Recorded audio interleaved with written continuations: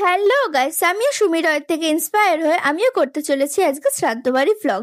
আমাদের রিলেটিভের মধ্যে একজন মারা গেছে, সেই জন্য আজকে সেখানে যাব।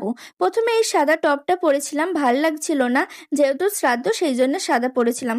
ভাল লাগছিল না সেই জন্য উপরে একটা ক্রপ শার্ট পরে নিয়েছি আর একটা ব্যাগি জিন্স পরে নিয়েছি। যেহেতু শ্রাদ্ধ বাড়িতে যাব সেই জন্য নর্মালি একটা ক্যাজুয়াল ড্রেস পরছি।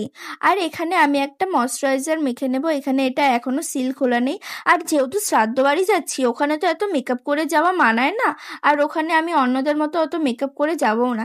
সেই জন্য নর্মালি একটু ময়শ্চারাইজার মেখেছি যেহেতু শীতকাল, আর একটু হালকা করে লিপস্টিক মেখেছি আর একটুখানি লিপ বাম মেখে নিয়েছি, ব্যাস।